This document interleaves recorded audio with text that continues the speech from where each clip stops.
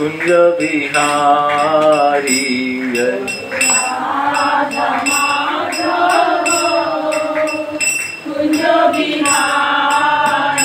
जय राधा माधव कुंज बिहारी जय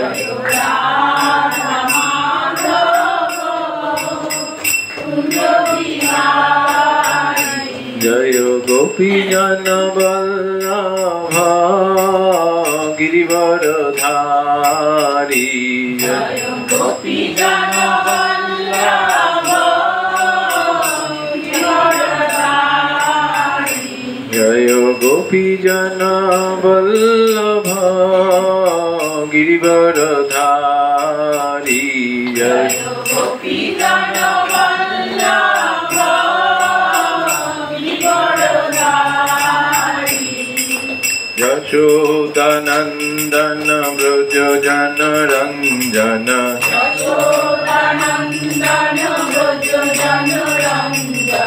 यशोदानंदन व्रज जन रंजन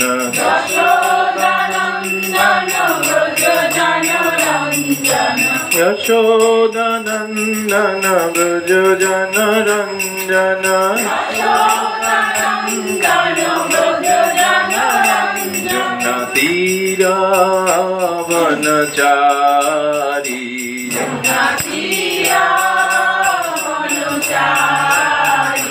जय राधा माधव कुंज बिहारी जय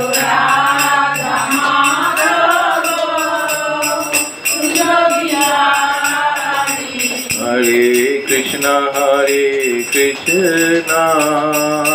कृष्ण कृष्ण हरे हरे हरे राम हरे राम राम राम हरे हरे हरे कृष्ण हरे कृष्ण कृष्ण कृष्ण हरे हरे हरे राम राम राम हरे हरे हरे कृष्ण कृष्ण कृष्ण हरे हरे हरे राम राम राम हरे हरे हरे कृष्ण कृष्ण कृष्ण कृष्ण हरे हरे हरे राम राम हरे हरे हरे कृष्ण कृष्ण कृष्ण हरे हरे हरे राम राम हरे हरे हरे कृष्ण कृष्ण कृष्ण हरे राम राम हरे Krishna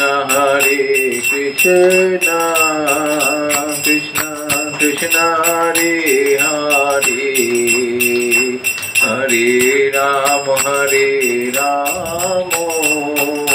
Ram Ram Hare Hare Hare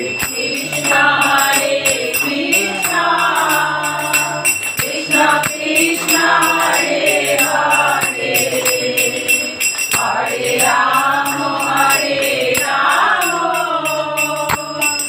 Ram Hare Hare Hare Krishna Krishna Krishna Hare Hare Hare Ram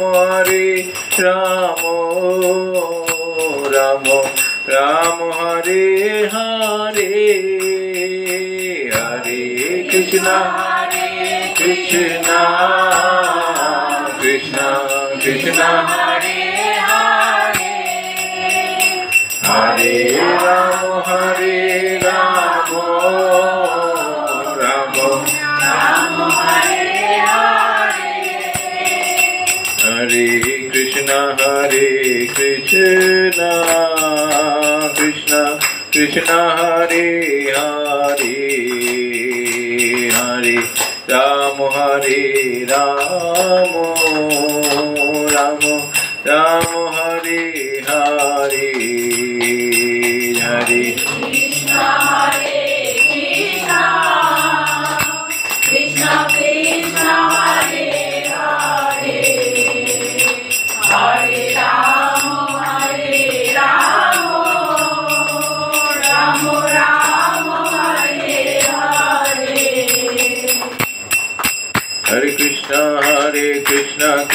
Krishna Hare Hare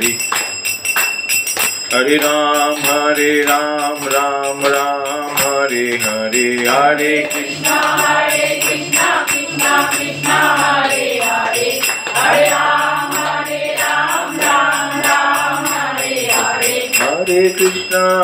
Krishna Krishna Krishna Hare Hare Hare Ram Ram Ram Hare Hare Hare Krishna Krishna Krishna Hare Hare Hare Ram Ram Ram Hare Hare Hare Krishna Krishna Krishna Hare Hare Hare Ram Ram Hare Hare Hare Krishna Krishna Krishna Hare Hare Hare Rama Rama Hare Hare Hare Krishna Krishna Krishna Hare Rama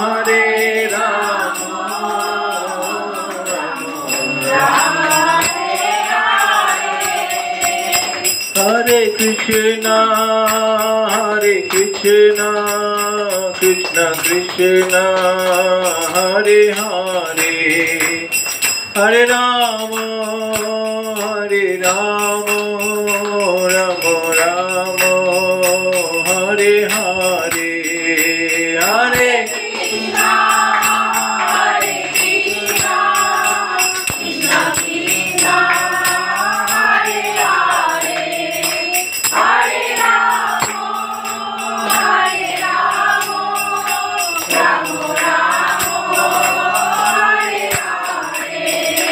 Jaya Radha Madhava Sri Radhe Jaya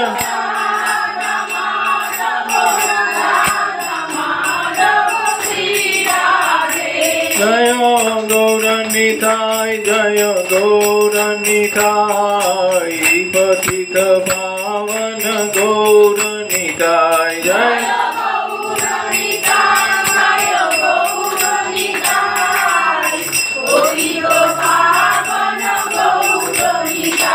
Jaya Pancha Tattva Jaya Pancha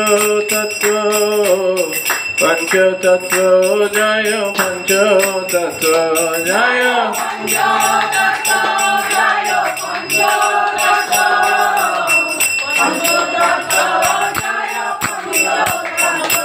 Jaya Lakshmi Narasimha Jaya Bhakta Prahlad Lakshmi Narasimha Jaya Bhakta Prahlad Jaya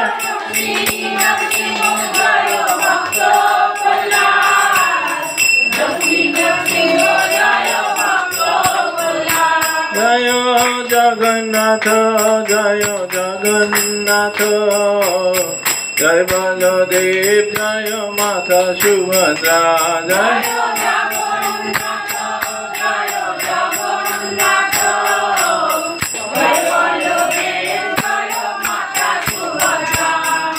Jaya Prabhupada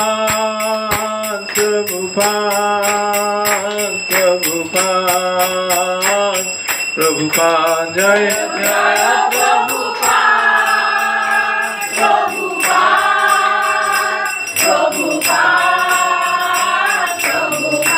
Jaya Jaya Gurudev Gurudev Gurudev Gurudev Jaya Jaya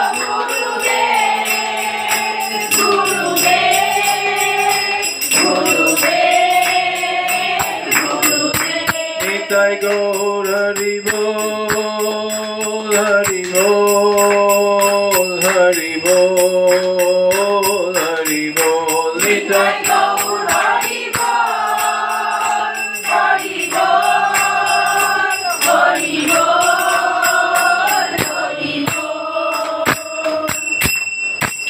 Gaur Premanande Nitya Leela Pravishta Jayam Vishnupada Paramhamsa Parivrajak Acharya Astottar Shata Sri Srimad Sri Vayam Gachabhai Charanaravindam Bhakti Vedanta Swami Sri Leela Prabhupada Ki Guru Parampara Nitya Leela Pravishta Jayam Vishnupada Paramhamsa Parivrajak Acharya Astottar Shata Sri Srimad Bhakti Siddhanta Saraswati Thakur Sri Leela Prabhupada Ki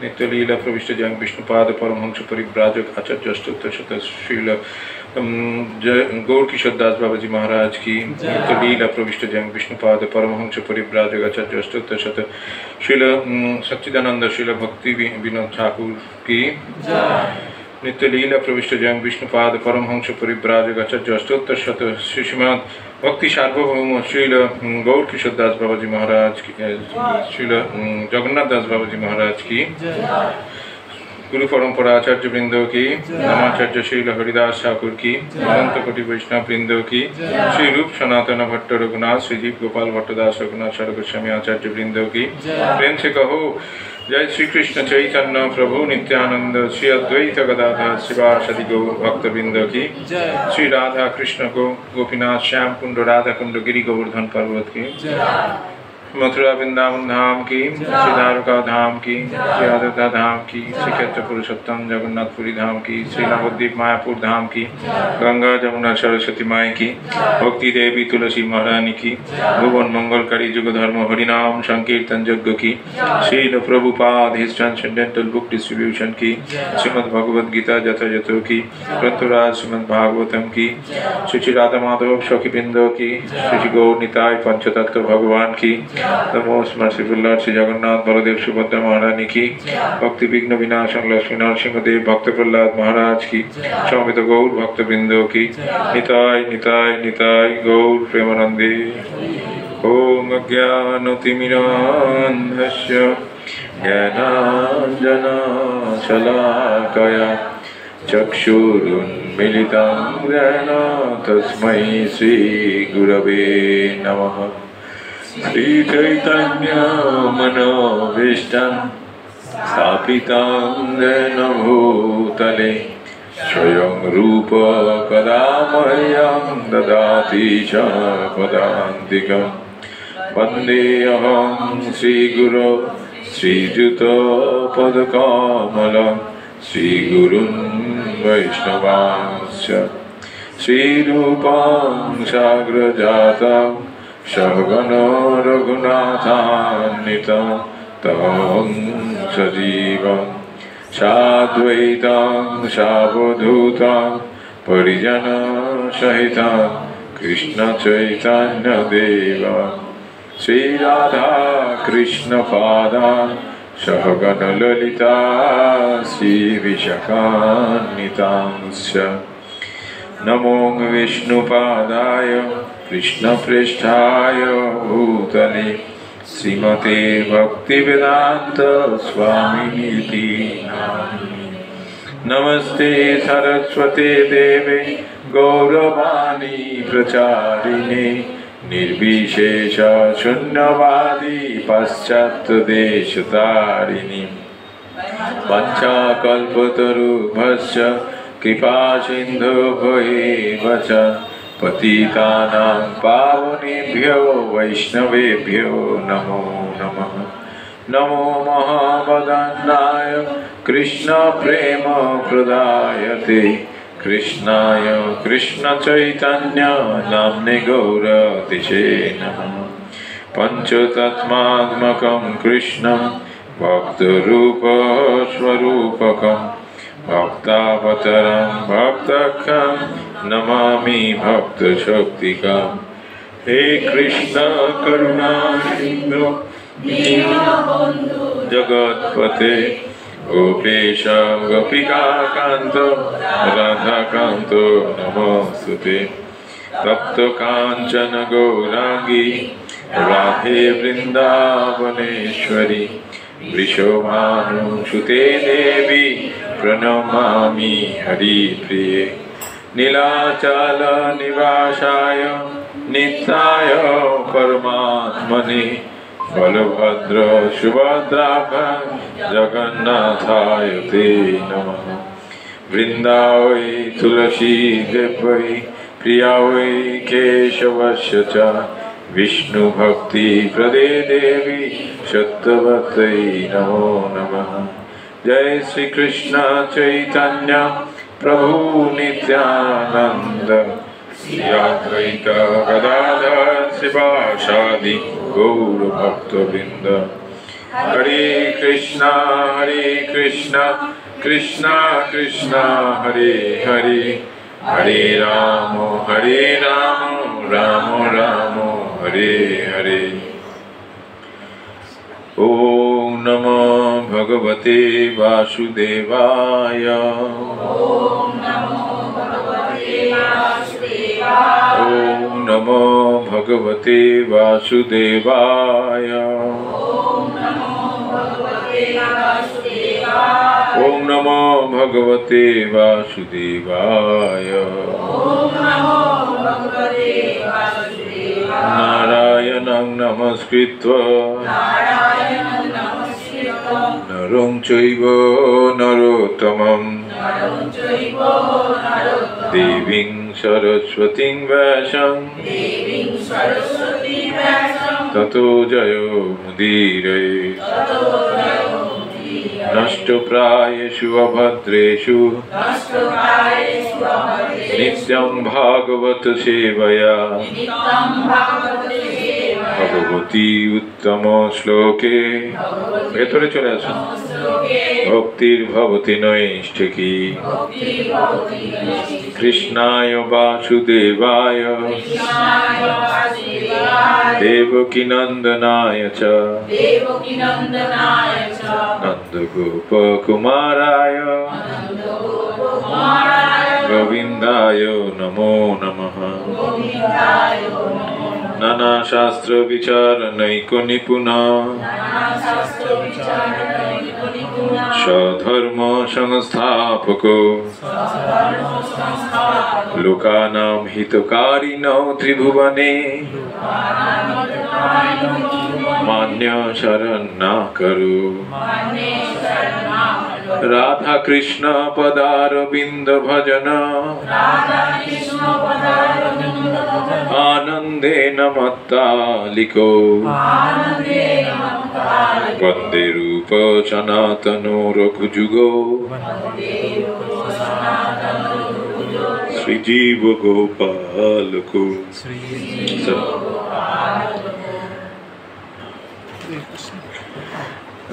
একটু এদিকটা সরে যায় না।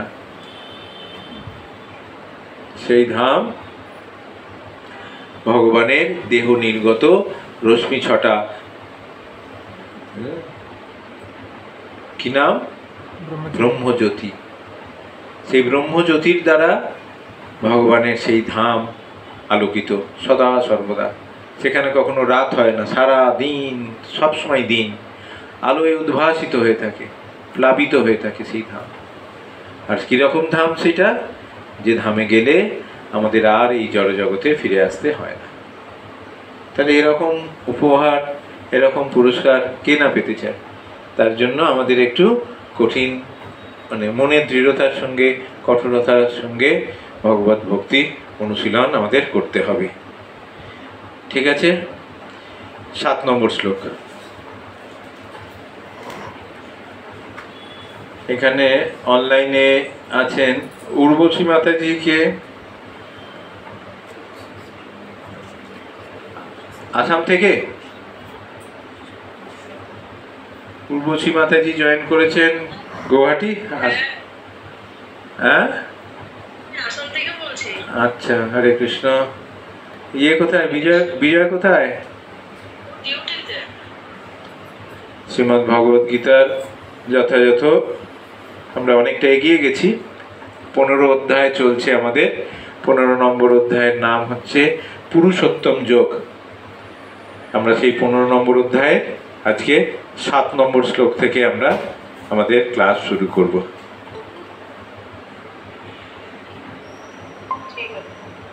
ঠিক আছে, আপনি unmute করে নিন, মিউট করে দিন। সোমা অধিকারী মাতাজি একটু লেট হলো, ঠিক আছে, জয়েন করেছেন, আপনাকেও ধন্যবাদ। আপনি শান্তিপুর থেকে, তাই তো? আরনঘাটা থেকে। আপনার মেয়ে আমাদের গ্রুপ ছেড়ে পালালো কেন? ক্লাস শুরু করছি। 7 নম্বর শ্লোকটা যেমন আমরা একসঙ্গে পাঠ করি, করব। বসুন, ওপরে বসুন, ওপরে বসুন। মমৈবাংশ জীবলোকে, মমৈবাংশো জীবলোকে, জীবভূত সনাতনঃ, জীবভূত সনাতনঃ, মনষষ্ঠানীন্দ্রিয়াণি, মনসষ্ঠানীন্দ্রিয়াণি, প্রকৃতিস্থানি কর্ষতি। প্রকৃতিস্থানি কর্ষতি। মমৈবাংশ জীবলোকে, মমৈবাংশো জীবলোকে, জীবভূত সনাতনঃ, জীবভূত সনাতনঃ, মনষষ্ঠানীন্দ্রিয়াণি, মনসষ্ঠানীন্দ্রিয়াণি, প্রকৃতিস্থানি কর্ষতি। প্রকৃতিস্থানি কর্ষতি। মমৈবাংশ জীবলোকে, মমৈবাংশো জীবলোকে, জীবভূত সনাতনঃ, জীবভূত সনাতনঃ, মনষষ্ঠানীন্দ্রিয়াণি, মনসষ্ঠানীন্দ্রিয়াণি, প্রকৃতিস্থানি কর্ষতি। প্রকৃতিস্থানি কর্ষতি। এই জড়জগতে বদ্ধ জীবসমূহ আমার সনাতন বিভিন্নাংশ। জড়া প্রকৃতির বন্ধনে আবদ্ধ হওয়ার ফলে তারা মন সহ 6টি ইন্দ্রিয়ের দ্বারা প্রকৃতি রূপ ক্ষেত্রে কঠোর সংগ্রাম করছে।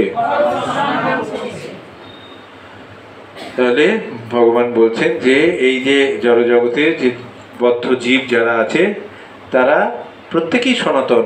আমি যেরকম সনাতন, আমারই সনাতন বিভিন্ন অংশ, তারা আমারই অংশ। হ্যাঁ, এবং প্রকৃতির বন্ধনে তারা আবদ্ধ হওয়ার ফলে 6টি ইন্দ্রিয়ের দ্বারা মানে চালিত হয়ে কঠোর সংগ্রাম করছে, স্ট্রাগল ফর এক্সিস্টেন্স, বাঁচার জন্য। এই শ্লোকটিতে জীবের যথার্থ পরিচয় সম্বন্ধে বর্ণনা করা হয়েছে। পরিচয়টা কি? মমৈবাংশ জীবেলো, জীবভূত, হ্যাঁ, জীবলোকে মানে জীব হচ্ছে ভগবানের মম, মানে ভগবান বলছে মম মানে আমার অংশ। সনাতন ভাবে জীব হচ্ছে ভগবানের অতি ক্ষুদ্র বিভিন্নাংশ। এমন নয় যে বদ্ধ অবস্থায় জীব স্বতন্ত্র হয়ে পড়ে এবং মুক্ত অবস্থায় সে ভগবানের সঙ্গে একীভূত হয়ে যায়। কখনোই সে স্বতন্ত্র হয় না, আবার ভগবানের সঙ্গে একও হয়ে যায় না। সে অংশ, একটা অংশের মতনই থাকে। সেও সনাতন, ভগবানও সনাতন, সেও সনাতন। ভগবান বিভু, সে অনু, ছোট, ক্ষুদ্র। সনাতন ভাবেই জীব সত্তা ভগবানের অতি ক্ষুদ্রাতি ক্ষুদ্র অংশ স্বরূপ। সনাতন কথাটি এখানে স্পষ্টভাবে উল্লেখ করা হয়েছে। বৈদিক বর্ণনা অনুসারে ভগবান নিজেকে অনন্ত রূপে প্রকাশ করেন, যার মুখ্য প্রকাশকে বলা হয় বিষ্ণু তত্ত্ব এবং গৌণ প্রকাশকে বলা হয় জীব তত্ত্ব, জীব সত্তা। ঠিক আছে, তাহলে বিষ্ণু তত্ত্ব হচ্ছে তারা যারা ভগবানের একদম নিজের ইয়ে থেকে যারা মানে প্রকাশিত হয়েছে, হ্যাঁ, ভগবানের নিজের মানে মানে অংশস্বরূপ যারা প্রকাশিত হয়েছে। আর বিভিন্ন অংশ হিসেবে প্রকাশিত হয়েছে বদ্ধ জীব। ঠিক আছে, তারাও ভগবানেরই অংশ, ভগবানেরই অংশ, ভগবান থেকে বিচ্ছিন্ন নয় তারা। তো সনাতন পক্ষান্তরে বলা যায় যে বিষ্ণু তত্ত্ব হচ্ছে ভগবানের অংশ প্রকাশ, সাংশ, নিজের অংশ থেকে। হ্যাঁ, বিষ্ণু তত্ত্ব হচ্ছে, মশা কামড়াচ্ছে নাকি? এই জানলাটা বন্ধ করে দাও। একটা আত্মা থাক, মানে একদম বন্ধ করে দিলেই হবে। তো এই স্ব অংশ প্রকাশ, ভগবানের স্ব মানে নিজের অংশ প্রকাশ। কারা? রামচন্দ্র, বরাহ, নৃসিংহদেব, হ্যাঁ, এনারা হচ্ছেন ভগবানের স্ব-অংশ প্রকাশ, বিষ্ণু মূর্তি। এনাদেরকে বলা হয় বিষ্ণু তত্ত্ব, বিষ্ণু তত্ত্ব। আর বিভিন্ন অংশ প্রকাশ জীবসমূহ ভগবানের নিত্য দাস। বিভিন্ন অংশ কারা? জীবসমূহ বললাম। স্ব অংশ কারা? এই বিষ্ণু তত্ত্ব, রামচন্দ্র, বরাহ, মৎস্য, কুর্ম, নৃসিংহদেব, হ্যাঁ, এনারা। তো এনারা হচ্ছেন বিষ্ণু তত্ত্ব। আর বিষ্ণু তত্ত্ব ছাড়া আর একটা কি তত্ত্ব? জীব তত্ত্ব, যারা হচ্ছে এই বিভিন্ন অংশ জীবসমূহ। তাদের পরিচয়টা কি? তারা হচ্ছে ভগবানের নিত্য দাস।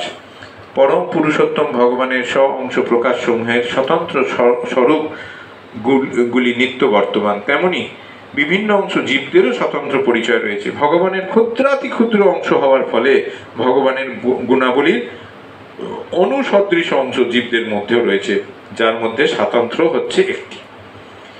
স্বতন্ত্র আত্মারূপে প্রতিটি জীবেরই ব্যক্তিগত স্বাতন্ত্র্য ক্ষুদ্র স্বাধীনতা রয়েছে। সেই ক্ষুদ্র স্বাধীনতার অপব্যবহার করার ফলে জীবাত্মা বদ্ধ হয়ে পড়ে এবং স্বাধীনতার মতো গুণগত এবং স্বাধীনতার যথাযথ সদ্ব্যবহার করলে সে সর্বদা মুক্ত থাকে। উভয় ক্ষেত্রেই সে পরমেশ্বর ভগবানের মতো গুণগতভাবে নিত্য। মুক্ত অবস্থায় সে জড়জগতের পরিবেশ থেকে মুক্ত এবং সর্বদাই পরমেশ্বর ভগবানের অপ্রাকৃত সেবায় যুক্ত। বদ্ধ অবস্থায় সে জড়া প্রকৃতির গুণের দ্বারা প্রভাবিত এবং অপ্রাকৃত ভগবত সেবার কথা সে ভুলে যায়। তার ফলে এই জড়জগতে তার অস্তিত্ব বজায় রাখার জন্য তাকে কঠোর পরিশ্রম করতে হয়। তাহলে এই যে দুটো অবস্থা, মুক্ত অবস্থা, বদ্ধ অবস্থা। মুক্ত অবস্থা মানে তারা ভগবানের পরা প্রকৃতির আশ্রয় থেকে, ভগবানের অন্তরঙ্গা শক্তির আশ্রয় থেকে ভগবানের সেবা করে চলছে, অন্তরঙ্গভাবে ভগবানের সেবা করে চলছে। আর বদ্ধ অবস্থায় কোনটা? যখন তারা ভগবানের বহিরঙ্গা শক্তি বা জড়া প্রকৃতি, জড়া শক্তি, তার আশ্রয় থেকে তারা স্বাধীনভাবে নিজেদের কামনা বাসনা পূরণ করছে। তো এই যে দুটো অবস্থা, এই বদ্ধ অবস্থা আর মুক্ত অবস্থা। জীবের অবস্থানটা কোথায়? জীবের অবস্থানটা হচ্ছে না জলে না স্থলে। সমুদ্র আর স্থল, সমুদ্র ভাগ আর স্থলভাগ, এই দুটো ভাগের মাঝের অংশটাকে কি বলা হয়? সমুদ্রের কিনারের অংশটাকে কি বলা হয়? তট। তট, তট বলা হয়, সমুদ্রের তট। তো জীবের অবস্থাটা হচ্ছে, জীব হচ্ছে ভগবানের তাহলে কোন শক্তি? অন্তরঙ্গা শক্তির অন্তর্ভুক্ত হতে পারে। অন্তরঙ্গা শক্তিকেও মানে ভগবানের পরা শক্তি, অন্তরঙ্গা শক্তিকেও আপন করে নিতে পারে, আবার বহিরঙ্গা জড়া প্রকৃতি জড়া শক্তিকেও আপন করে নিতে পারে। মাঝে অবস্থান করে জীব দুটোকেই আপন করে নিতে পারে। সেই জন্য জীবের অবস্থানটা হচ্ছে তটস্থা শক্তি। অন্তরঙ্গাকেও নিতে পারে, যারা ভক্তি যোগে ভগবানের সেবা করে চলেছেন তারা ভগবানের অন্তরঙ্গা শক্তিকে নিজের মতো করে নিয়েছেন, নিজের করে নিয়েছেন, নিয়ে ভগবানের সেবা করে চলেছেন। আর যারা ভগবানের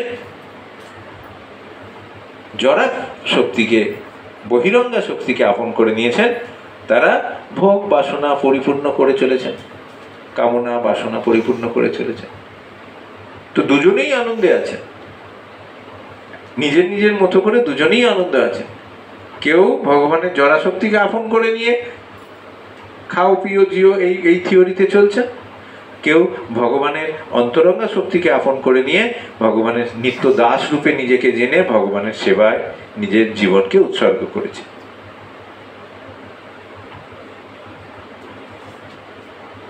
যারা মাঝে আছেন, একবার এদিকে যাচ্ছেন একবার ওদিকে যাচ্ছেন, এরকম যারা করছেন তারা কি হচ্ছে? কখনো হাসছেন, কখনো কাঁদছেন, কখনো দুঃখ পাচ্ছেন, কখনো সুখে, মনে হচ্ছে সুখে আছে। এই অবস্থাটা খুব রিস্কি। কারণ যখন তখন এই অবস্থা থেকে এমনভাবে পতন হবে যে তার আর উঠে ফিরে আসার ক্ষমতা থাকবে না। সেই কারণে অন্তত ভগবানের অন্তরঙ্গা শক্তিকে আপন করে নিয়ে শুদ্ধ ভক্তির স্তর প্রাপ্ত না হলেও অন্তত মধ্যম অধিকারীর ভক্তর স্তর প্রাপ্ত হওয়া প্রত্যেকের কর্তব্য। মধ্যম অধিকারীর স্তর প্রথমে হচ্ছেন, একদম নিচে হচ্ছে কনিষ্ঠ অধিকারী, যারা সবে ভগবানের ভক্তিতে এসছেন, একটু একটু জপ শুরু করছেন, অত ভগবানের প্রতি পুরো বিশ্বাস আছে বলেই এসছেন, কিন্তু ভগবানের ভক্তদের প্রতি অতটা তাদের শ্রদ্ধা পাইয়েনি। ভগবানই শেষ কথা এরকম মনে করে যারা মন্দিরে যাচ্ছেন, ভগবানের দর্শন করছেন, এরকম তারা যদি কোথাও কোনো ডিবেট হয় বা কেন ভগবত ভক্তিপথে এসছেন, শাস্ত্র অনুযায়ী যুক্তি তর্ক তারা দিতে পারবেন না, কারণ সেই গভীরতা তাদের নেই। কিন্তু তারা যখন ভক্তি করতে করতে, তারা যখন শাস্ত্র অধ্যয়ন করতে করতে, তারা যখন জ্ঞান অধ্যয়ন করতে করতে তাদের যখন সেই অন্তর্নিহিত জ্ঞান বিকশিত হচ্ছে, আত্মতত্ত্ব জ্ঞান যখন বিকশিত হচ্ছে, তখন কি দেখা যায়? তখন দেখা যায় যে তারা তারা তারা ভক্তিদের দৃঢ়তাটা তাদের বাড়ছে, দৃঢ়তা, ভগবানের প্রতি বিশ্বাস বাড়ছে। তারা জানছে যে ভগবানের ভক্তরাও হচ্ছে ভগবানের নিত্য দাস, কাজেই ভগবান ভক্তদের, তার ভক্তদের কে খুশি বা তাদের সেবা করলে ভগবান আরও বেশি খুশি হন। তখন এই জেনে তারা ভগবানের ভক্তকে ভগবানের মতনই সম্মান করতে থাকে, তখন তাদের দৃঢ়তাটা আরও বাড়তে থাকে। তার ফলে তারা মধ্যম অধিকারী স্তর প্রাপ্ত হয়, নিষ্ঠা তাদের আরও বাড়তে থাকে ক্রমশ। তখন তারা আরও গাঢ় ভক্তি অনুশীলনের মাধ্যমে ধীরে ধীরে অনন্য ভক্তি স্তরে না গেলেও, ভাব ভক্তি বা প্রেম ভক্তির স্তরে না গেলেও অন্তত ভাব ভক্তির স্তর পর্যন্ত তারা যাওয়ার চেষ্টা করে।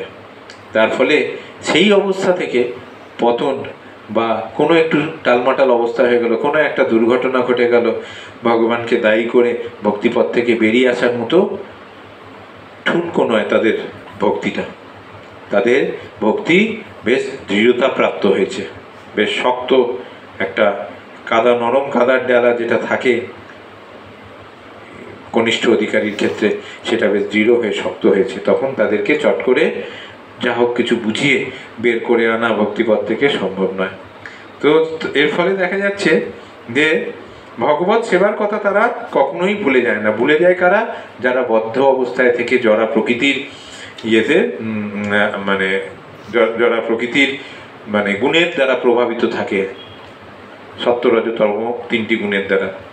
কেবল কুকুর বেড়াল মানুষই নয়, এমনকি জড়জগতের নিয়ন্ত্রণকারী ব্রহ্মা, শিব, এমনকি বিষ্ণু পর্যন্ত পরমেশ্বর ভগবানের অবিচ্ছেদ্য অংশ বিশেষ। তারা সকলেই নিত্য, তাদের প্রকাশ সাময়িক নয়। এখানে কর্ষতি, সংগ্রাম করা, অর্থাৎ জোর করে আঁকড়ে ধরা কথাটি খুব তাৎপর্যপূর্ণ। বদ্ধ জীব যেন লৌহ শৃঙ্খলের মতো অহংকারের দ্বারা শৃঙ্খলিত, এবং তার মন হচ্ছে তার মুখ্য প্রতিনিধি, যে তাকে জড় অস্তিত্বের দিকে ধাবিত করছে। মন তখন সত্যগুণে অধিষ্ঠিত থাকে, তখন তার কার্যকলাপ শুদ্ধ হয়।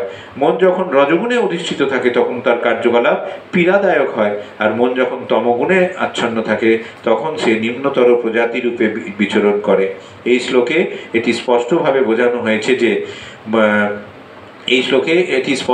বোঝা যাচ্ছে যে বদ্ধ জীবাত্মা মন ও ইন্দ্রিয় সমন্বিত জড় দেহের দ্বারা আবৃত, এবং সে যখন মুক্ত হয় তখন এই জড় আবরণ বিনাশপ্রাপ্ত হয়। কিন্তু তার স্বরূপ সমন্বিত চিন্ময় দেহ নিজস্ব সামর্থ্যে প্রকাশিত হয়। মাধ্যন্দিনায়ন শ্রুতিতে এই তথ্যগুলি প্রদান করে বলা হয়েছে, সবা এইসব ব্রহ্মনিষ্ঠ ইদং শরীরং মর্তমতি সৃজ্য ব্রহ্মাবিসম্পদ্য ব্রহ্ম না পশ্যতি ব্রহ্ম না শৃণতি ব্রহ্ম নৈবেদং সর্বম অনুভবতি।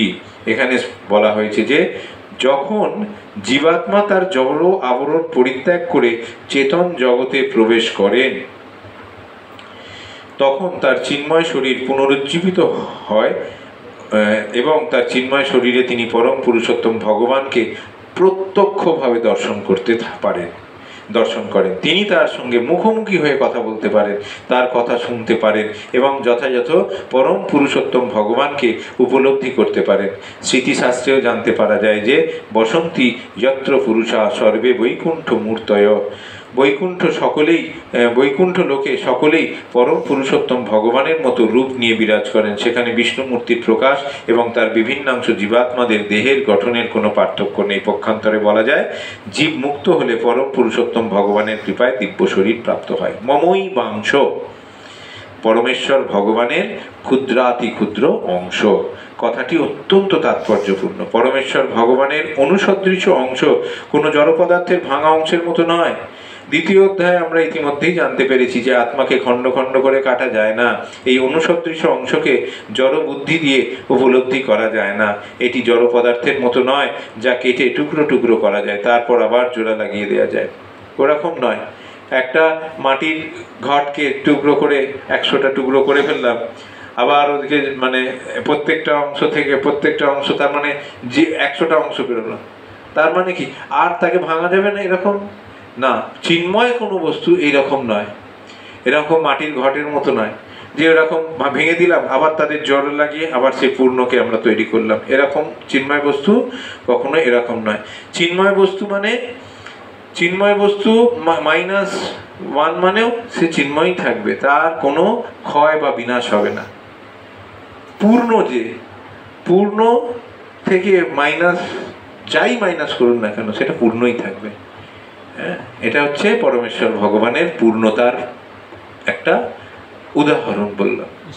হ্যাঁ, সমুদ্রের জল থেকে 1 বালতি জল বের করে নিলে সমুদ্রের জল কমে যায়? কমে যায় না। এটা হচ্ছে ভগবানের পূর্ণতার একটা প্রমাণ, মানে উদাহরণ।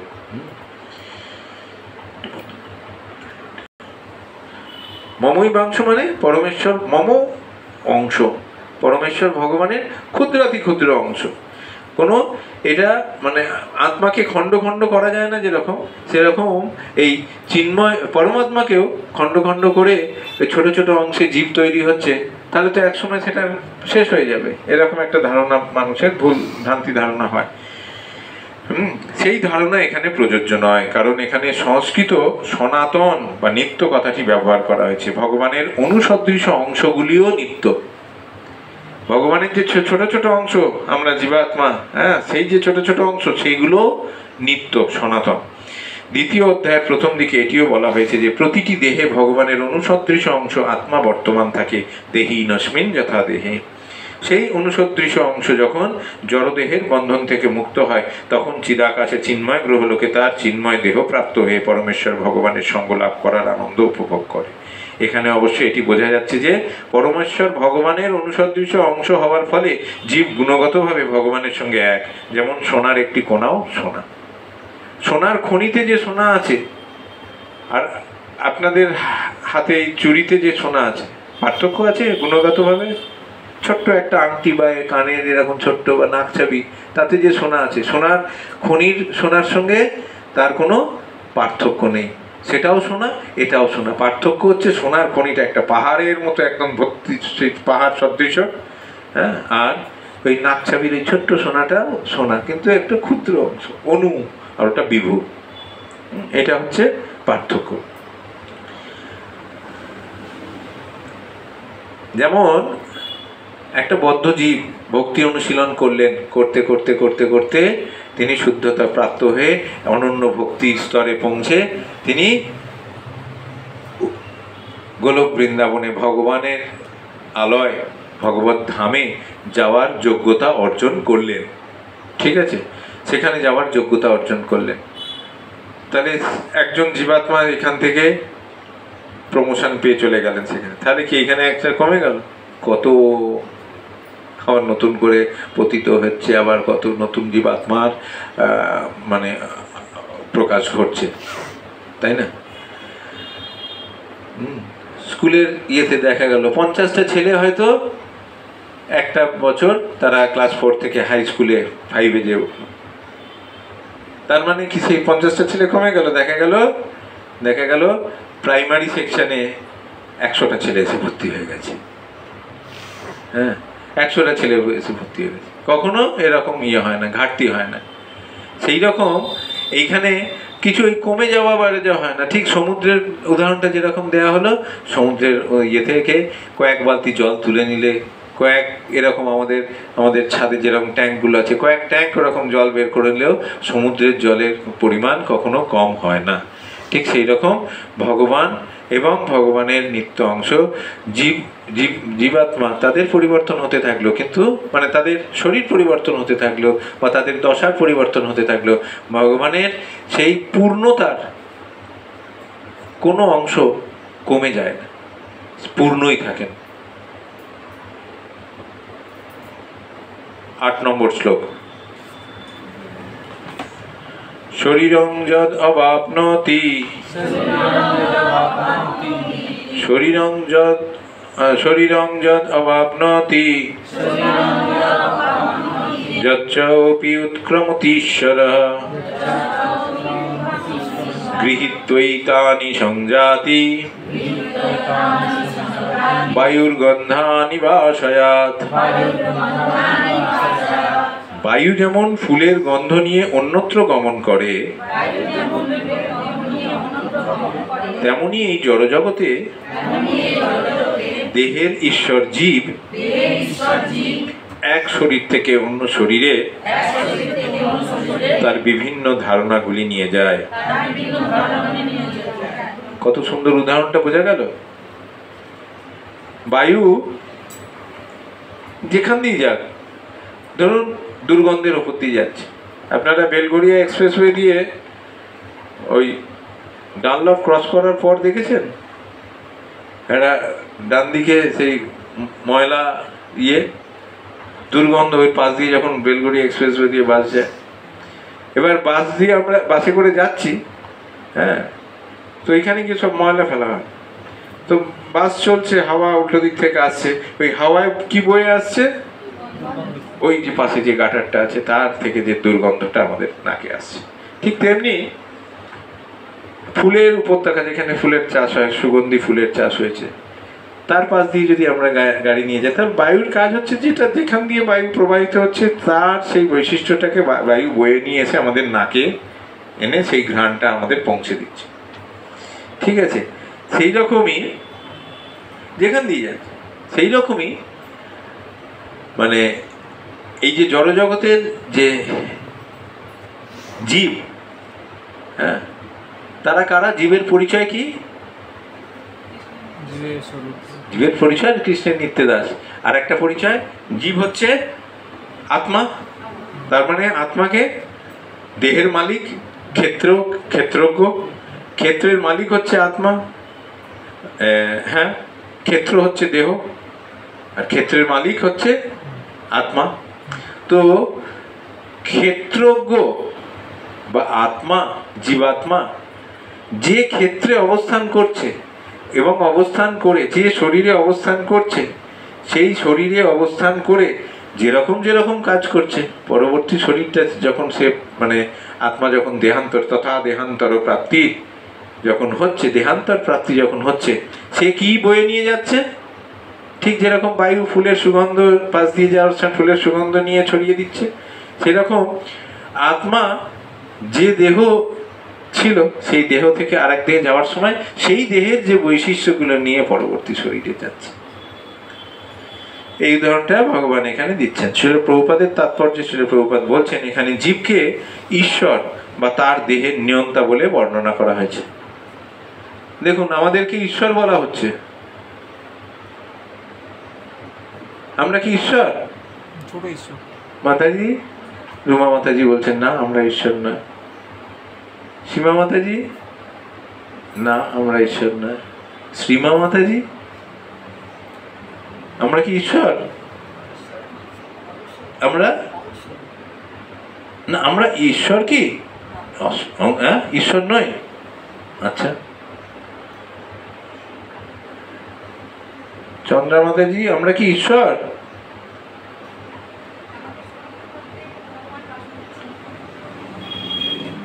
আমাদের শরীরের মধ্যে ভগবান বাস করছেন, তো কি হয়েছে? আমরা কি ঈশ্বর? না। জ্যোতির্ময়ী, আমরা কি ঈশ্বর?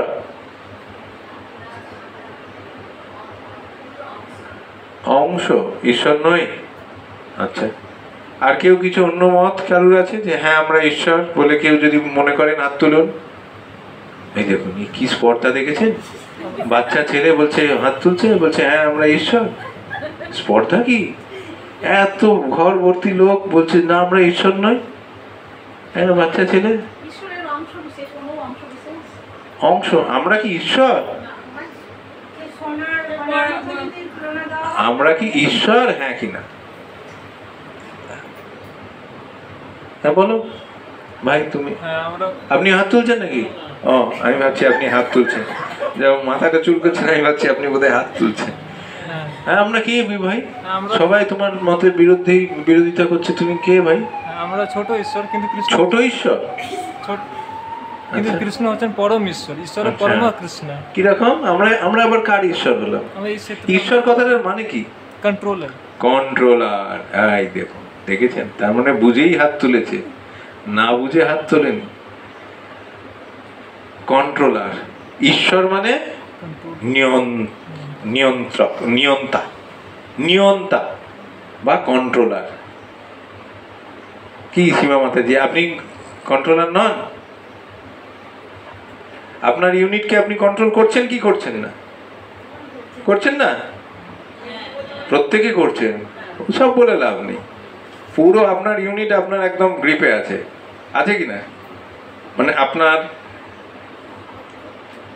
কন্যা, পুত্র বা স্বামী গ্রিপে। হ্যাঁ ওই দেখুন মাতাজি বলছে হ্যাঁ সব আমার গ্রিপে আছে। কার গ্রিপে নেই? এই দেখুন সবার গ্রিপে আমরা সবাই আছি। প্রত্যেকেই ভাবছি একে আমি কন্ট্রোল করছি বা এ আমার আন্ডারে আছে, এ আমার কন্ট্রোলে আছে। তার মানে কন্ট্রোল করার ক্ষমতা কৃষ্ণের যেমন আছে, আমরা তো কৃষ্ণের অংশ, তো অংশের ওই সোনার খনি আর সোনার ওই ছোট্ট নাকছাবির যেমন স্বভাবটা একই, মানে গুণটা একই গুণ আছে।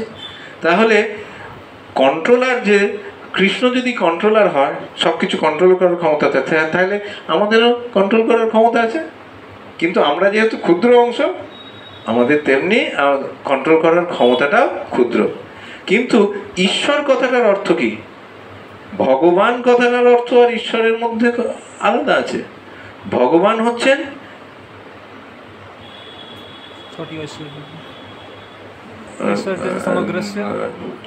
না না ওটা তো ঠিক আছে। 10.8 অহং সর্বস্ব প্রভব মত্ত সর্বং প্রবর্ততে। সবকিছু আমার থেকে প্রবর্তিত হচ্ছে। কে বলছেন? বক্তাকে। অহং সর্বস্ব প্রভব মত্ত সর্বং প্রবর্ততে, আমার থেকে সমস্ত কিছু প্রবর্তিত হচ্ছে বা মানে উৎপত্তি হচ্ছে আমার থেকে। তার মানে আমি হচ্ছি সমস্ত কিছুর, বিশ্ব ব্রহ্মাণ্ডের যত বিশ্ব ব্রহ্মাণ্ড আছে তার সমস্ত কিছুর উৎপত্তির কারণ আমি। আমার থেকেই সবকিছু তৈরি হচ্ছে, উৎপত্তি হচ্ছে। তাহলে তিনি হচ্ছেন বিভু কন্ট্রোলার বা বড় কন্ট্রোলার, সব থেকে বড় কন্ট্রোলার।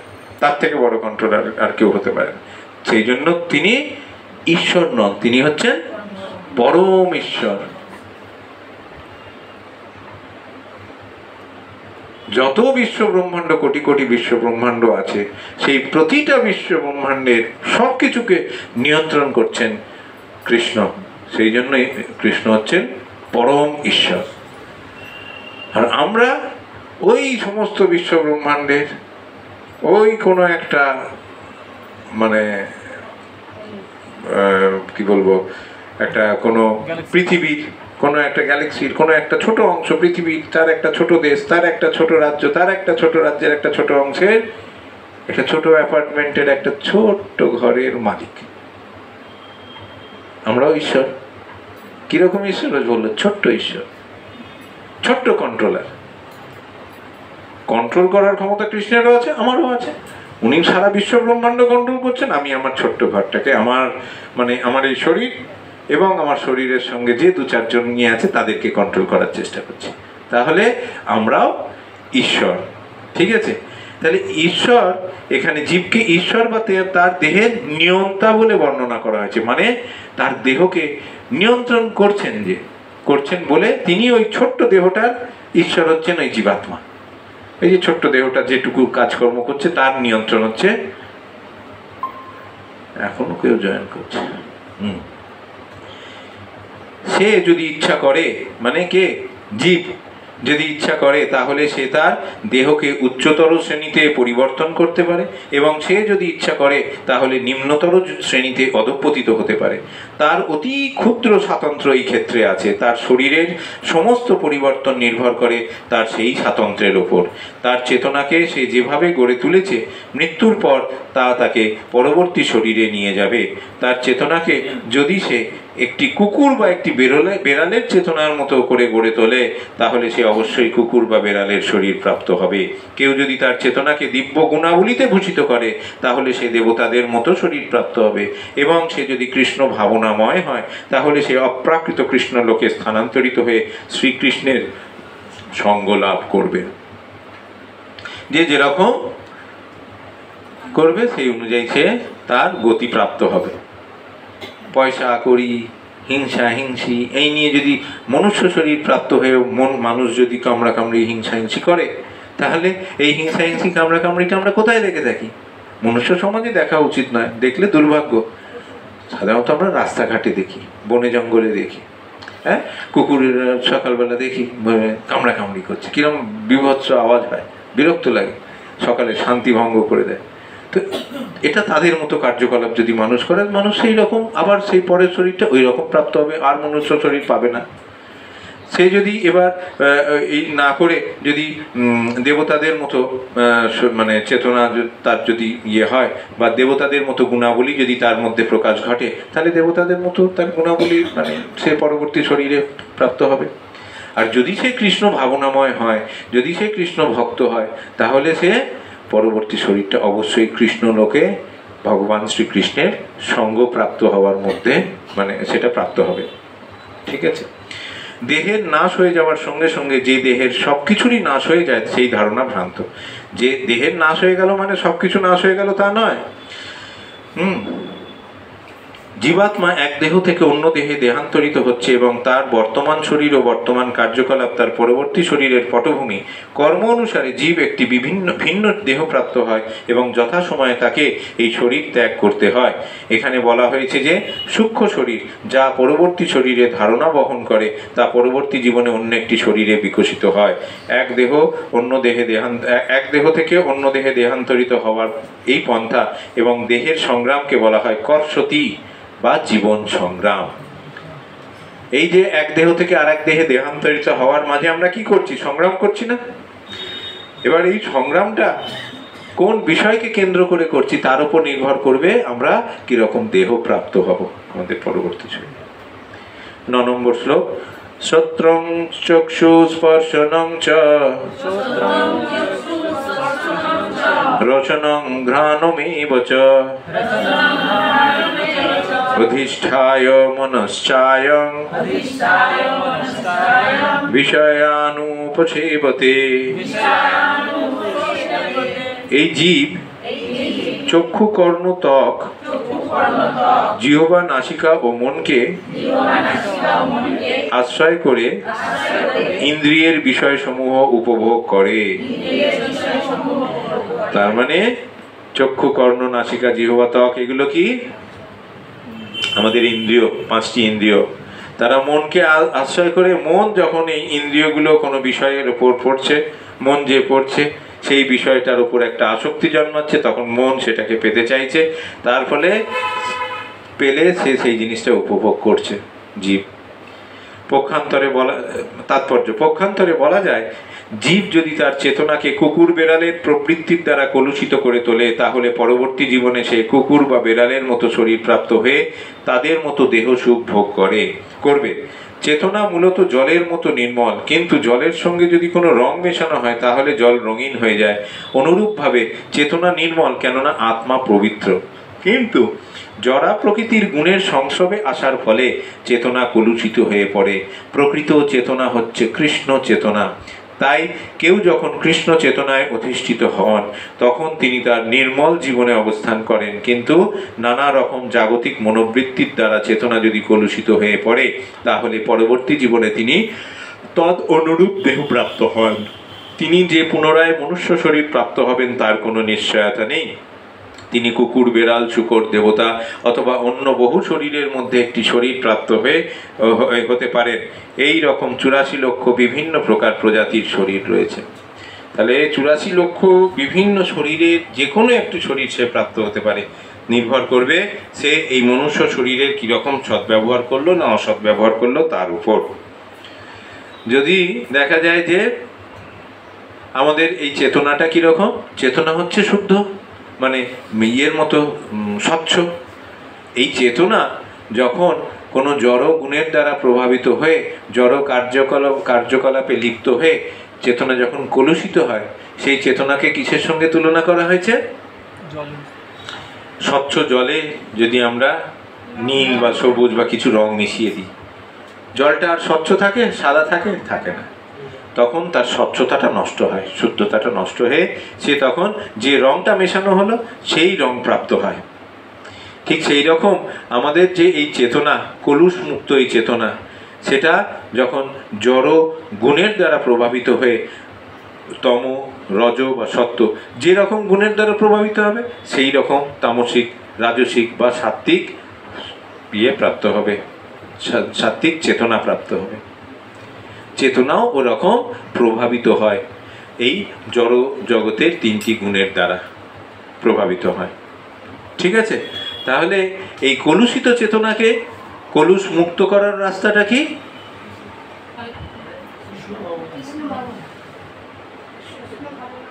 ভাবলেই হয়ে যাবে, জপ না করলেও চলবে। হ্যাঁ, মাতাজি বলছেন যে কৃষ্ণর কথা ভাবলেই হবে। ভাববে কে? মন। চেতনা কলুষিত হয়েছে মানে মনও কলুষিত হয়েছে। তাহলে ওই যে রংটা মিশে গেছে, ধরুন সবুজ, নীল বা লাল, কালো, যে কোনো ওই কলুষিত যে রংটা মিশে গেছে এক বালতি জলে, সেই কলুষিত রংটাকে কলুষ মুক্ত করতে গেলে, আবার স্বচ্ছ করতে গেলে কি করতে হবে?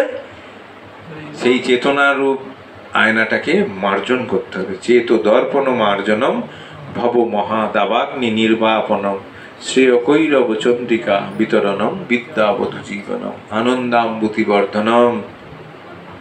আনন্দ বাড়ছে কি আমাদের?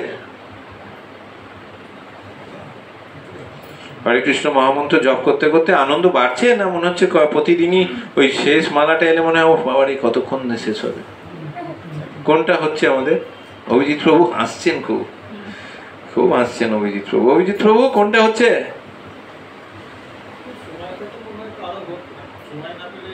সোজা উত্তর দেয় না, হয় বলবেন আনন্দ হচ্ছে, নাহলে বলবেন না হচ্ছে না, শুধু ঘড়ি দেখছি আর ওই কমালা হলো ওই সাক্ষী মালাটা গুনছি খালি। যে কোনো একটা হবে। আচ্ছা, এইবার এই যে কখনো কখনো ভালো লাগা, কখনো কখনো ডিস্টার্ব হওয়া, এইটা হচ্ছে ওই ওই ওই রঙের মতো। কখনো কখনো কিছু ভেজাল জিনিস মিশে গিয়ে আমাদের ওই চেতনাকে কলুষিত করে দিচ্ছে। কখনো কখনো আবার মানে খুব ভালো করে সেবা চলছে, জপ চলছে, তখন আবার সেই চেতনাটা যেন মনে হচ্ছে একটু কলুষ মুক্ত হচ্ছে। কিন্তু পার্মানেন্টলি হতে গেলে আমাদেরকে ওই আনন্দাম্বুতি বর্ধনম প্রতিপদম পূর্ণ অমৃত আস্বাদ, অমৃতের আস্বাদ যখন পাবো, সেই শ্রীকৃষ্ণ সংকীর্তন সর্বতোভাবে জয়যুক্ত হন, তাহলে কলুষ মুক্ত এই চেতনায় যে ময়লা জমে রয়েছে, ধুলো ময়লা, সেই ধুলো ময়লাকে সাফ করার রাস্তা হচ্ছে সংকীর্তন। সংকীর্তন, কৃষ্ণ ভাবনা আসা খুব কঠিন। বাড়িতে গিয়ে দেখুন তো, সংসারের ইয়েতে ডুবে গিয়ে দেখুন তো কৃষ্ণ ভাবনা আসে কিনা?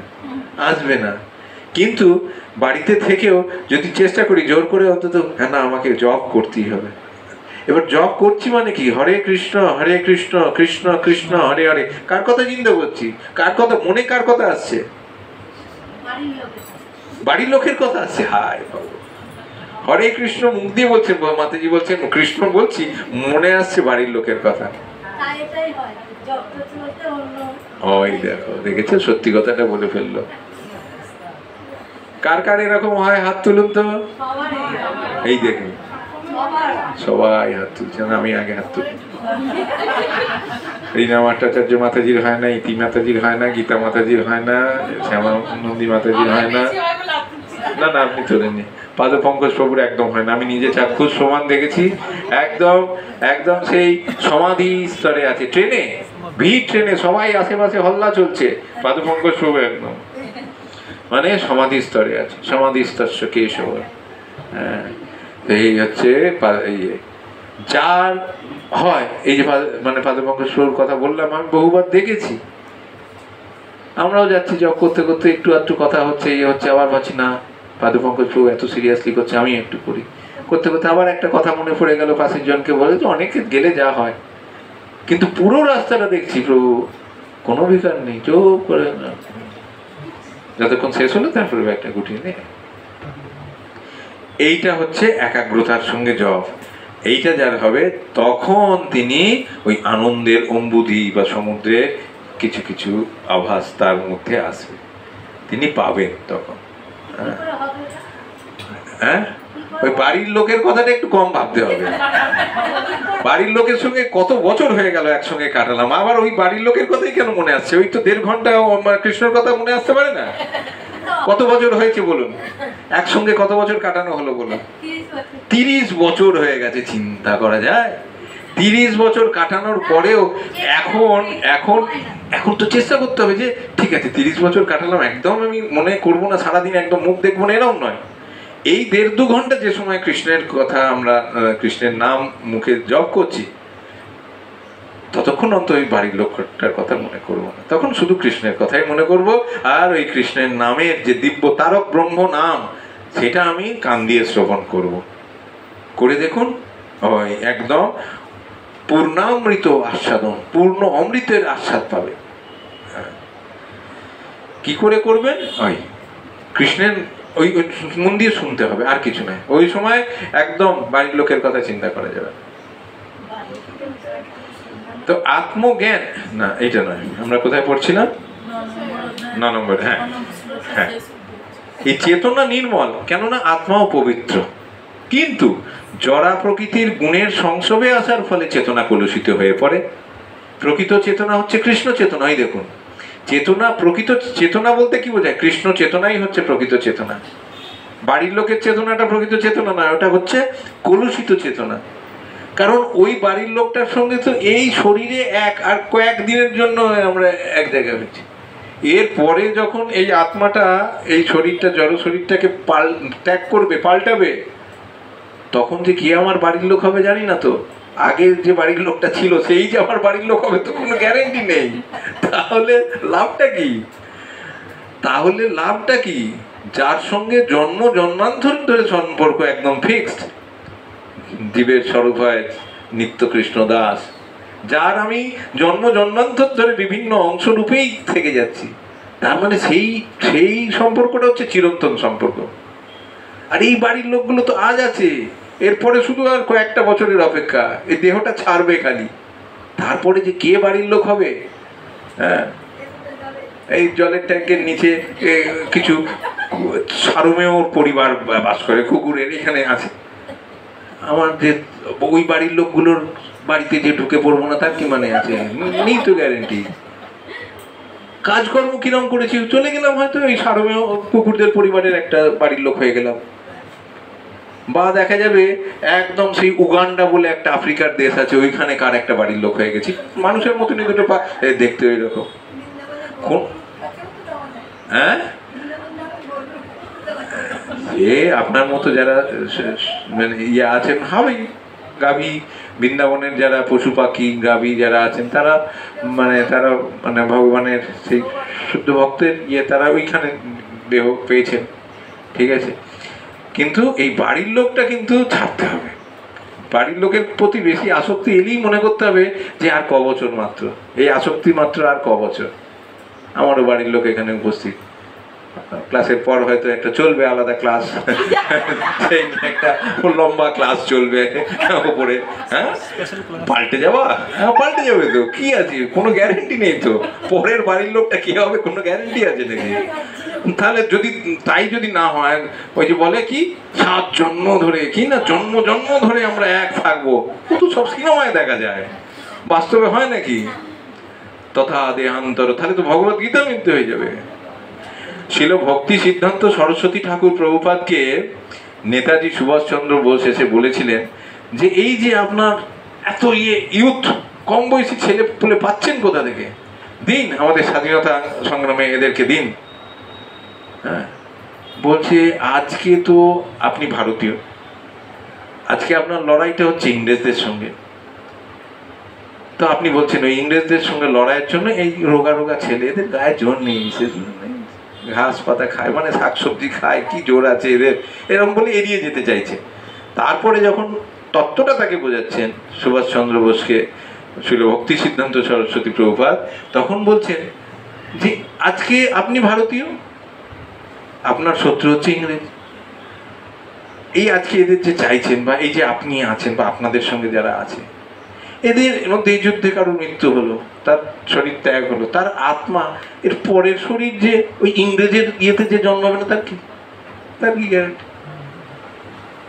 কয়েক মাসের মধ্যে শরীর আবার প্রাপ্ত হয়, দেখা যাবে সেই আত্মা গিয়ে একটা ইংরেজের শরীরে যে প্রবেশ করলো, তাহলে কি সেই ইংরেজ হয়ে গেল? এখন তাহলে তার শত্রুকে উল্টো হয়ে গেল। তাহলে এগুলো সবসময় পরিবর্তনশীল, এই সম্পর্কগুলো, যে জিনিসটা পরিবর্তনশীল তার প্রতি বেশি আসক্ত না হওয়াটাই ভালো, তার প্রতি বেশি আসক্ত না হওয়াটাই ভালো, বুঝতে পারলেন? এই জন্য বাড়ির লোকের প্রতি বেশি আসক্ত হবেন না, আজ থেকে একটু দূরত্ব রাখুন, ঠিক আছে? আজ থেকে একটু দূরত্ব রাখুন। সীতার সামনে যে মানে মঞ্চ যেটা পড়া হয়, ঠাকুরমশাইরা পড়ে 7 জন্ম যে একটা থাকে না, মঞ্চটা কি? 7 জন্মের ব্যাপারটা আমি জানি না, মানে অগ্নিকে সাক্ষী রেখে তার সমস্ত দায় দায়িত্ব এই শরীরে মানে তিনি পালন করবেন, এবং স্বামী যিনি, তিনি হবেন ফার্স্ট ক্লাস একজন ভক্ত। এটাই শাস্ত্রে বলা আছে, স্বামী হবেন ফার্স্ট ক্লাস ভক্ত, প্রথম শ্রেণীর একজন ভক্ত, আর তার স্ত্রী হবে তার স্বামীর প্রতি বিশ্বাসী এবং সতীর সাধ্যী হবে। তবেই সেই সংসার, যে আগুনের সামনে করে মানে সাক্ষী রেখে যে বিবাহযোগ্য অনুষ্ঠিত হলো, তবেই সেই সংসার হবে কৃষ্ণের সংসার এবং শান্তিপূর্ণ সংসার। আর 7 জন্ম ধরে কি করে হয়? ভগবদ গীতার সামান্য চিন্তা করি না, দেহিনস্মিন যথা দেহে কৌমারং যৌবনং যারা যেভাবে প্রাপ্ত হয় তথা দেহান্তর প্রাপ্তি। দেহান্তর প্রাপ্তি হয়ে যাওয়ার পর ওই সাক্ষী নিয়েছিলাম বলে, মানে আগুনের চারদিকে 7 বার ঘুরেছিলাম বলে 7 জন্মের টেনে নিয়ে যেতে পারবো আমরা? পারবেন আপনি? আপনার বাড়ির লোককে যে সঙ্গে, না আমি চলে যাচ্ছি, খুব শিগগিরই হয়তো আমার মানে আত্মা দেহত্যাগ করছে, চলো তুমি এসো একসঙ্গে যাই, ওসব হবে না। ওসব ট্যুর অ্যান্ড ট্রাভেলস কোম্পানিতে একসঙ্গে যাওয়া টাওয়া হয়, ঠিক আছে, বুক করে। এইখানে কিন্তু হবে না, ঠিক আছে, এখানে হয় না। তো যাই হোক, এইখানে নানা রকম জাগতিক মনোবৃত্তির দ্বারা চেতনা যদি কলুষিত হয়ে পড়ে, তাহলে পরবর্তী জীবনে তার অনুরূপ দেহ আমরা প্রাপ্ত হব। সেই জন্য আমাদের আচার আচরণটা এই পরবর্তী জীবনের একটা প্রস্তুতি স্বরূপ এই শরীরকে, এই জীবনকে আমাদের নেওয়া উচিত এবং অত্যন্ত সিরিয়াসলি তার সদ্ব্যবহার করা উচিত। আর 5 মিনিট বাকি, 10 নম্বর শ্লোকটা করে আজকের ক্লাসে বিরাম। উৎক্রামান্তং স্থিতং বাপি ভুঞ্জানং বা গুণান্বিতং বিমূঢ়ানানুপশ্যন্তি পশ্যন্তি জ্ঞানচক্ষুষা। মূঢ় লোকেরা দেখতে পায় না কিভাবে জীব দেহত্যাগ করে, অথবা প্রকৃতির গুণের দ্বারা প্রভাবিত হয়ে কিভাবে তার পরবর্তী শরীর সে উপভোগ করে। কিন্তু জ্ঞানচক্ষু বিশিষ্ট ব্যক্তিগণ সমস্ত বিষয় দেখতে পান, যার চক্ষুর উন্মিলিত হয়েছে গুরুদেবের কৃপায়, তিনি দেখতে পান। এই আগের শ্লোকে যখন আমরা আলোচনা করছিলাম যে ভগবান পরম পুরুষোত্তম ভগবানকে দর্শন করা, সেটাও আমরা বলেছি যখন কারোর চোখ প্রেম অঞ্জন রূপ কাজলের দ্বারা রঞ্জিত হয়, প্রেমের কাজলের দ্বারা রঞ্জিত হয়, প্রেমাঞ্জন ছুরিত ভক্তি বিলোচনেন সন্তঃ সদৈব হৃদয়েষু বিলোকয়ন্তি ইয়ং শ্যাম সুন্দরম অচিন্ত গুণ স্বরূপম গোবিন্দম আদি পুরুষম তমহম ভজামি। তো সেই গোবিন্দের যে অপ্রাকৃত রূপ, তার যে বিগ্রহ, তার সেই রূপ আমরা ফেস টু ফেস তাকে দর্শন করতে পারবো তখন যখন আমাদের চোখ প্রেম রূপ অঞ্জনের দ্বারা রঞ্জিত হবে। না হলে জড় চোখ দিয়ে, জড় চামড়ার চোখ দিয়ে আমরা শুধু বাড়ির লোকটা কি দেখবো, আর তার বাইরে কিছু দেখতে পারবো না। ওই পরম পুরুষ, সেই পুরুষকে আমাদের আর চোখে পড়বে না। একটাই পুরুষ পড়বে, ওই সাত ফেরা নিয়েছি যার সাথে, ঠিক আছে। কিন্তু প্রেম ভক্তি লাভ করা গৃহস্থদের পক্ষে সম্ভব নয়। চেষ্টা করে আমরা অন্তত নিষ্ঠা স্তর পর্যন্ত যদি পৌঁছতে পারি, মধ্যম অধিকারী ভক্ত যদি আমরা হতে পারি, তাহলেও কিন্তু আমরা হৃদয়ে অনুভব করব তার উপস্থিতি। চাক্ষুষ নাও হতে পারে। আর যদি কোনো সৌভাগ্য বলে গুরু গৌরাঙ্গের অহৈতুকী কৃপায় যদি আমরা অনন্য ভক্তি স্তর লাভ করতে পারি, যেটা অসম্ভব নয়, গৃহস্থ মানেই অসম্ভব তা নয়, বহু গৃহস্থ আগে উদাহরণ আছে, তারা সেই স্তর প্রাপ্ত হয়েছেন, তাহলে আমরা ফেস টু ফেস ভগবানের দর্শন পাব এই শরীর ত্যাগ করার আগে। তো যাদের চোখ জীবে মানে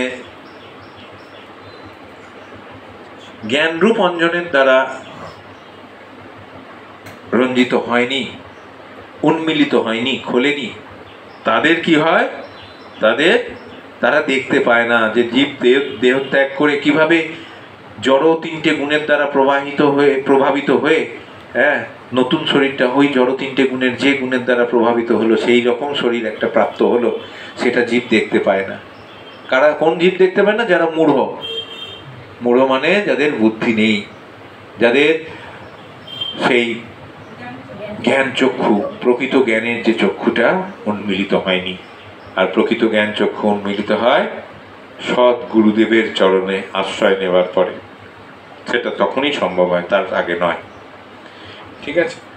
তাহলে আর যারা জ্ঞান চক্ষু বিশিষ্ট তারা কিন্তু যথাযথ দেখতে পারে যে হ্যাঁ এইরকম দেহ প্রাপ্ত হতে চলেছে, এই মানুষটা এই আচরণ, তারা বলে না, কিছু লক্ষ্য করে, আর নিজেরাও সেই রকম আচরণ করার চেষ্টা করে, যার ফলে তাদেরকে অন্তত তাদের পতন না হয়ে তারা আবার পশু জীবন প্রাপ্ত না হয়, অন্তত তারা ঊর্ধ্বলোক মানে সেই সৎ ব্রাহ্মণ বা বৈষ্ণবের পরিবারে জন্মগ্রহণ করে। এরকম একটা সুযোগ, আরও ভালো সুযোগ এই জীবনে আমরা যে সুযোগ পেলাম, অল্প ভক্তি করার সুযোগ পেলাম, সেটা যতটা সম্ভব আমরা করলাম, কিন্তু যদি আমরা ভক্তির তীব্রতা বাড়াই তাহলে কিন্তু আমরা অনেক দূর যেতে পারবো। জ্ঞান চক্ষুষ কথাটি অত্যন্ত তাৎপর্যপূর্ণ। জ্ঞান বিনা কেউই বুঝতে পারে না কিভাবে জীব তার বর্তমান শরীরটি ত্যাগ করে এবং পরবর্তী জীবনে সে কী রকম শরীর ধারণ করে। এমনকি এটিও বুঝতে পারে না কেন সে একটি বিশেষ ধরনের শরীরে অবস্থান করছে। আমরা শরীর তো পেয়েছি, সবাই কি আর বুঝতে পারছি যে কেন এই শরীরটা পেলাম? বেশিরভাগেরই মনে হচ্ছে কি ওই জ্ঞান চক্ষুটা খোলেনি বলে বেশিরভাগেরই মনে হচ্ছে কেন যে এরা এরকম করে, ক্লাসে গেলেই খালি বলে জপ করো, ভক্তি করো, ইয়ে করো, ব্যস্ত আছি, আর এই শরীরের উপর আবার কি শরীর পাবো কি পাবো না ঠিক নেই, একটু আনন্দ ফুর্তি করে নিই, তা নয়, সেই সব কথা বলে না। বৃহস্পতিবার গেলেই খালি বলে যে এই করো, এইটা করো না, ওইটা করো। তারা কি হয়, তাদের জ্ঞানচক্ষু উন্মিলিত হয়নি বলে ইয়ে করে। কিন্তু প্রকৃত যারা জ্ঞান তত্ত্ববিদ, তারা কিন্তু বুঝতে পারেন যে আমরা এই শরীরটা পেয়েছি কি জন্য, কি করা উচিত আমাদের। তাহলে কোনো বিশেষ অবস্থায় এই তত্ত্বসমূহ উপলব্ধি করবার জন্য গভীর জ্ঞানের প্রয়োজন, যা সদ্গুরুর মুখ অরবিন্দ থেকে ভগবদ্গীতা ও তৎ অনুরূপ শাস্ত্র শ্রবণ করার মাধ্যমে লাভ করা যায়। এই সমস্ত তত্ত্বজ্ঞান উপলব্ধি করার শিক্ষা যিনি লাভ করেছেন তিনি অত্যন্ত ভাগ্যবান। প্রতিটি জীবই কোনো বিশেষ অবস্থায় তার শরীর ত্যাগ করছে, কোনো বিশেষ অবস্থায় সে জীবন ধারণ করছে এবং জড়া প্রকৃতির মোহে আচ্ছন্ন হয়ে সে বিশেষ অবস্থায় ইন্দ্রিয় সুখ ভোগ করার চেষ্টা করছে এবং পরিণামে সে তার নানা রকম সুখ দুঃখ ভোগ করছে। যারা অনন্তকাল ধরে কাম ও বাসনার দ্বারা মোহিত হয়ে আছে, তারা কেন এক বিশেষ দেহে অবস্থান করছে এবং কেনই বা সেই দেহ ত্যাগ করে অন্য দেহে দেহান্তরিত হচ্ছে, তা উপলব্ধি করার সমস্ত শক্তি হারিয়ে ফেলে, সেটি তাদের বোধগম্য হয় না। ভোগ বাসনা থাকলে কি করে বোধগম্য হবে যে কেন এই শরীরগুলো প্রাপ্ত হচ্ছি আমরা? কিন্তু যার হৃদয়ে দিব্য জ্ঞানের প্রকাশ হয়েছে তিনি দর্শন করতে পারেন যে আত্মা দেহ থেকে ভিন্ন এবং সর্বদাই তার দেহের পরিবর্তন হচ্ছে। চিন্ময় স্বরূপে তার আত্মা নিত্য আনন্দ অনুভব করছে। এই জ্ঞান যিনি প্রাপ্ত হয়েছেন তিনি বুঝতে পারেন কিভাবে বদ্ধজীব এই জড়জগতে দুর্দশা ভোগ করছে। সুতরাং কৃষ্ণ ভাবনায় উন্নতি সাধনের ফলে যাদের চেতনা খুব উন্নত হয়েছে তারা জনসাধারণকে এই জ্ঞান দান করবার জন্য যথাসাধ্য চেষ্টা করেন, কারণ বদ্ধ জীবের দুর্দশাগ্রস্ত অবস্থা দেখে তারা মর্মাহত হন। বদ্ধ জীবের অবস্থা অত্যন্ত ক্লেশদায়ক, তাই তাদের কর্তব্য হচ্ছে এই বদ্ধ অবস্থা অতিক্রম করে কৃষ্ণ চেতনা লাভ করা এবং জড়জগতের বন্ধন থেকে নিজেদের মুক্ত করে অপ্রাকৃত জগতে প্রত্যাবর্তন করা। সেই জন্য এই যে দুঃখময় এই যে সংসার, এই যে জড় সংসার, এই যে জড় দেহ এত দুঃখ ভোগ করছে, কত রোগ ভোগ করছে, আমাদের বিরক্ত হয়ে একসময় দৃঢ় হওয়া উচিত ভক্তিতে, কারণ ভক্তি একমাত্র রাস্তা যা আমাদের এই দুঃখের পার্মানেন্ট সলিউশন কিছু করে আমাদেরকে একদম নিয়ে নিতে পারে। আমাদের এই জড় শরীরের সমস্যা কোনগুলো? 4টে জিনিস: জন্ম, মৃত্যু, জরা, ব্যাধি। এই 4টে জিনিস থেকে যতক্ষণ না আমরা রেহাই পেতে পারবো ততক্ষণ আমরা শুদ্ধতা লাভ করে সেই ভগবত ধামে যাওয়ার যোগ্যতা অর্জন করতে পারবো না। আর এই 4টে জিনিস থেকে মুক্ত হতে গেলে আমাদের খুব ভালো করে ভালো ভক্ত হতে হবে, শুদ্ধ ভক্ত হতে হবে। হরে কৃষ্ণ।